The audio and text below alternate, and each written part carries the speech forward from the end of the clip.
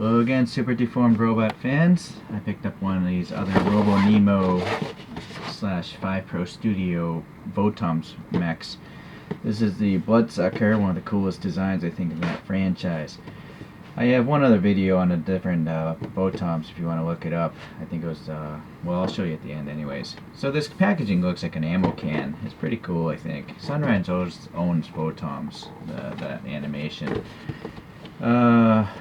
So, Blitzway, I've heard of that before, I forget when, but it says copyright 2018, so we have a general idea how old this is. And then, I think this might be the backside, but you can see a little bit of the robot, and this is the full-scale dimensions, so it's quite short, very deformed, and you get a cool little deformed cartoon character with the regular head and the driving mask.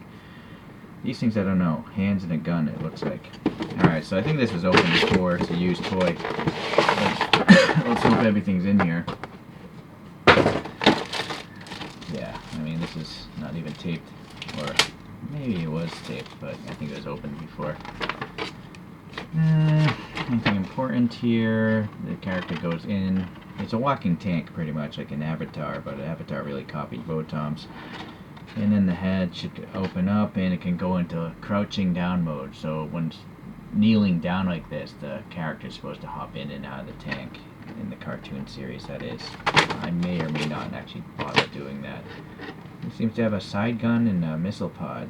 Oh, this is very similar to like a Scope Dog Custom. Interesting. Didn't expect that.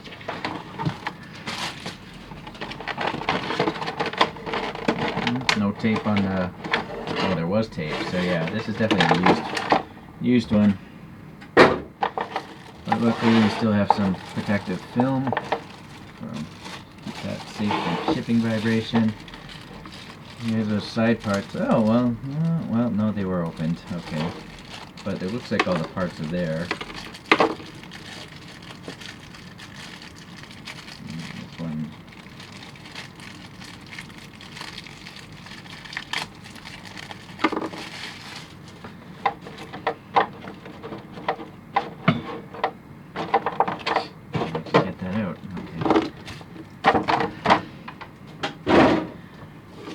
We'll go over the little character first. So this character's name is Ypsilon. He's the main bad guy in the VOTOMS universe. And it's a little bit stained, but he's got like a sky blue hairdo and a blue-white outfit, and he's got tampo printed black here on the belt. And it's like 5-point articulation, like a Lego. Yeah, you can't expect too much, I guess. But it's actually pretty durable. It doesn't fall apart, so that's nice. The head was relatively easy to pop off. It's got purple eyes here. Nice hair sculpt, actually. The ears visible on this side. Oh, both sides. But this is the piloting helmet here. So they look through these, like, I'm assuming virtual reality goggles or some sort of visual goggle system. I'm not sure why the monitor went wacky like that. And then, unfortunately, the goggle doesn't actually... Yeah, it doesn't move. Okay, so that's the guy. I'm going to display him like, well, I'm not sure which way I'll display him. We'll get to that later. 2 optional hands, these open hands, and then the rifle has the hand, on the grip. I'm not sure why they would do that, unless there's a separate grip you can display separately. Let me refer back to those instructions. Yeah, very strange. There's no separate handle, like to display it just as a lone gun. It's weird. I'm guessing this is like an ammo canister, and it just pops on there. The barrels, well, that one pops off. This one seems rigid or glued in place. Alright, so it's actually, you know, cartoon detailed, you know, not hyper detailed, but some details, nice recesses and stuff. And then, yeah, this thing goes on here, and what's weird is there's no backpack and missile launcher. Maybe those are optional parts, but then why would this be here? So, I don't understand what's going on. Oh well. let's get into this main figure here. So this is really cool. This eye is a really clear green and it's quite deep. It's like a domed bead or something like that. Unfortunately, there's no detail behind it. It's just a flat mirror surface.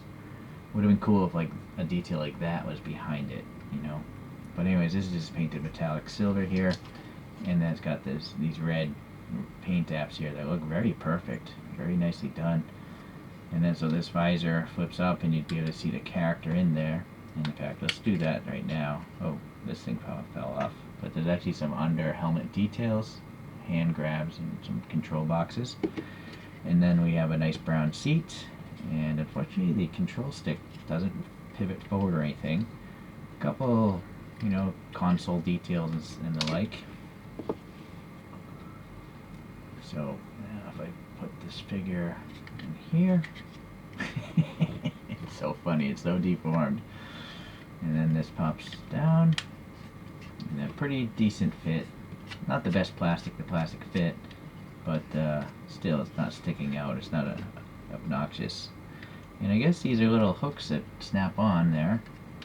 And that snap that on and that one on. Okay, so then you can rotate it as well. So you can see him kind of hanging out in there. Maybe I should switch to the other one. Let's see what that looks like. The other head, that is.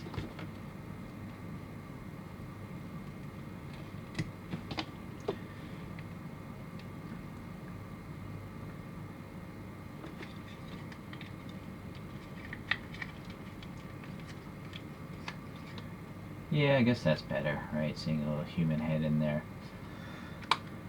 Alright, there's a little red detail down here. Looks like smoke ejectors on the side of the helmet here. Some molded in bumps, panel gaps, bolt patterns. There's a red, maybe this is like a camera or a brake light back there, I'm not sure. So that's alright. And the general finish of the plastic, it's not glossy. It's not really, it's trying to be matte. I think they like molded in a surface texture. But it's not very glossy, so that's nice. But it's not as matte as this painted piece here, this matte red paint. And the shoulder pad is a little bit rubbery, but this is rigid plastic. If this fell, I think it would snap and break, so be mindful of that. But as you can see, the shoulder pad, both of them are articulating on their own. In fact, there's a ball joint now, you can see. Let's continue on this side here. There's a ball joint here. Okay, so this looks already stressed out from the previous owner, unfortunately. But luckily it still doesn't fall out. Okay, so then the shoulder can swing pretty far up. But let's see if it swings up with the this thing. And actually, is this separate? This little hanging hook is. But on the red side, it looked like it was molded in. So let's see. Yeah, that'll get up to 90 before it collides with the head and all. And then does this spin? No. Oh, it does. Never mind. It spins up here. One. It looks like a single joint there. But you can actually bend it further than 90 degrees, so that's pretty good. And then this armor pad here does pivot a little bit. It's good. And then the hand. Oh, here's a punch mechanism. Didn't expect that. Didn't see it, but. And then the hands are rubbery, so they come on and off these ball pegs pretty easily. Well, since this is a punch, well, I might have to have the gun, so I think I'll just switch this to Darth Vader, like, no, join the dark side, Luke, hand. Okay, we got some silver here and these little headlights, it looks like, and then nice panel gap details. We have a nice tampo print. I don't know what that means. Riemann Squad, maybe? I've been trying to watch more of VOTOMS, but just don't have much time to see everything, you know. All these armor flaps do move. This is like a pivoting one here on this one side. This has a hinge, but limits, you know, it only goes horizontal. This one has a gray limiter back here. You can see that gray thing. So, I don't know, maybe it's colliding with the back. Ah, it's colliding with the upper part there. In fact, no, the upper part doesn't tilt, but it does rotate. And then, yeah, there's a hook there, so you could put on a different backpack from a different VOTOMS. Doesn't look like anything articulates in this backpack though. Or does this? There's some slots here. Oh, well that is nice. Alright, so that articulates up and down.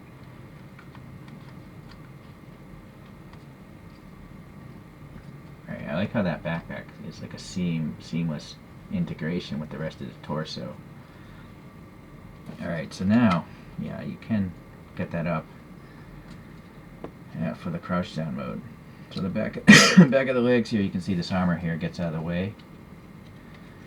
And you can see the foot, you have a ball peg down there and a hinge up top, it looks like. Yeah, and this little wheel spins, but the front one does not. It's just molded and painted gray. These little side spikes, yeah, they do twist, so that's cool. Traction spikes maybe, they just come off entirely. And the front has a nice armor plate as well. And then some rivet marks. And so this knee actually has a little hose coming out, and this one is not. Alright. Let's see if I can do the crouch down mode. So that foot comes out. You know, it's like colliding with that the torso there. So I don't know, that doesn't seem like it's...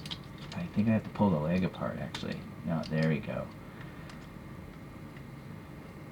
But even so, like, it's weird that it collides with this back thing. This back thing, I wish it would go up more. If they cut more of this plastic off here, it wouldn't collide with the back of the torso up there. But, well, that's just the way it is.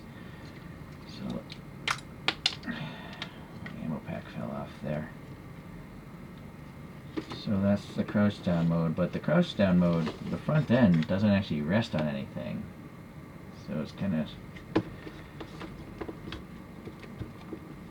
I guess maybe it's, well, it looks a little weird leaning like that, but actually with the hatch open, it doesn't seem so bad.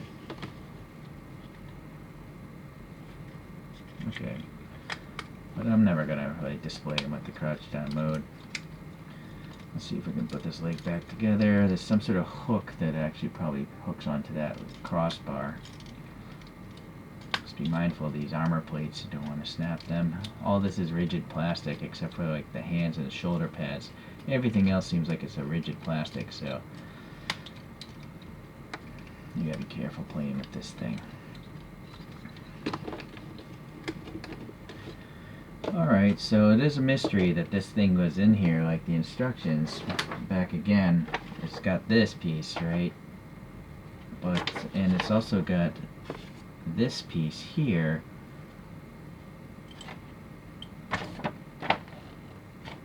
But it doesn't have this whole backpack thing. This missile launcher and what looks like a side cannon and a missile launcher. So maybe if you get the scope dog, I'm gonna guess, yeah, if you get the scope dog from the same company, you can swap the parts around. Yeah, this is probably the whole backpack from the scope dog. That's probably what it is. But then you have to replace the scope dog gun here with this piece here. But this one's still a mystery. I think I'd have to use Google Translate to figure that out, but no big deal for me. I'm not gonna bother. Back to this little ammo thing that fell off the side. You can see there's a little... Oh, I think that might have been glued in place at one point. Yeah, maybe I'll have to glue that back. Okay. Very cool. It's very deformed. I like it. Oh, we should probably pose it with the gun. And so the gun, the stock is short enough that it doesn't collide with the arm too much, so you can get a pretty decent bend. You know, pose it that way, or obviously pose it straight out. The joints are pretty smooth. They're not super loose, but you can see here the torso is spinning a little bit because this is pretty heavy. A lot of plastic going on here. I'm sure if you bought a brand new one, it'd be really tight though. Okay, very neat. Let me reset the camera. Oh, if you're haven't seen any of my other VOTOMS videos, you can go to this website called mahq.net, and they list all the different mechs from the VOTOMS franchise, as well as a couple other cartoon franchises. They tell a little story where it's from and all that stuff. But they're basically walking tanks, 8 tons, 10 tons, that ballpark. Okay, let's look at a few other robots here. So, the one I mentioned earlier is this Brutish dog, it's called. So this is the same company, and Fiona is the female driver of this one here. But this thing has a Gatling gun for an arm. It's cool. Oh, this one actually came with a decal sheet, but this one, being a used toy, I don't know if it was supposed to have one or if it just didn't come with one at all. So that's unfortunate. I decaled this one up, and I also had some paint details and stuff like that. Okay, so very cool, but you'll see size-wise this thing is quite a much bigger mech than a scope dog, even though they're both deformed. They look like they share the same molding for the hands. Okay. Another scale which I've bought all the mechs from is this B25 line of VOTOMS. B25 makes acid rain toys, and these are probably the most playable toys as far as VOTOMS robots go. The hinges are very strong. They have ratchets in many of them. You can hear the ratcheting there. So they're really great. They just feel really durable. And then they have this funky mold, co-molded in brown, so it looks weathered, even though that's molded plastic mixed in with the green, and some molded color mixed in. So it's very interesting technology how they mold stuff. But anyways, this is 1/28 scale, or 2.5 inch. Is what B25 is saying. You can see it's deformed, but it's a much bigger toy. Width-wise, they're quite similar, but that's definitely more a taller thing. A realistic looking bloodsucker. This is a 1/35 scale, and I bought this loose, so I believe it's a CM's branded one, or maybe it's a Max Factory. Sorry, I forget. I have thousands of toys now. But you can look up Bloodsucker in my video playlist, and you can see the review on this one. But I wouldn't recommend buying this one so much. I bought this one used, and I was fiddling around with this, either one of these, and it broke. This one, I think. So I had to crazy glue this armor piece into this leg. I can never pose it again. And then I feel guilty trying to like sell this because it's broken, you know. So I'm kind of stuck with it. I will say it's pretty nice looking, but yeah, not a durable, not really a toy. More like just a static model. Whereas I think these three, you can pose them repeatedly, but only time will really tell. And the very last one is the line that got me into VOTOMS in the first place. These are Actic Gear, and they're made by Takara Tomy. And it seems like they have a massive amount of these things. These are 1/48 scale, and so this is a realistic proportion. These two here, whereas the first three were deformed. But these little Actic Gears have so much detail and articulation. It does a crouch down mode, and they're really small. I mean, it fits into the palm of my hand. So, and yet, you know, they can open and have the pilot and all that stuff. So very cool. So if you really like collecting small things, being a small model collector, and you like mechs, robots, I would highly recommend the Actic Gears. I still have a few more to review, so, but I already have reviewed a lot of them, so if you want to look those up in the playlist, you can obviously do so. Although some of these parts, as you just saw, that thing just fell loose. That's a little scary. I'm going to have to put some poster putty in there. Okay, well, let's see here. Let's concentrate on the 3 bloodsuckers here. So you can see the size differences there, 1/48, whatever random deformedness this is, and 1/35 scale. Let me pause one more time. Well, I gotta say, darn it, I didn't want to collect this line of VOTOMS, but I like them. I really like them, even though I have the B25s, which are better for playability in almost the same deformation. This is just a slightly more deformed version, And I really like these crystal eyes that they put in there. So I might actually pick up a regular scope dog if the price is right. So, well, hopefully you'll be around to see that video. And if not, just maybe go try watching some VOTOMs on YouTube. That's what I've been doing, and see if you like it. The original one is quite old, of course, but there's some newer ones that are CGI, and they definitely look cool. Alright, I'll see you guys in the next VOTOMs video.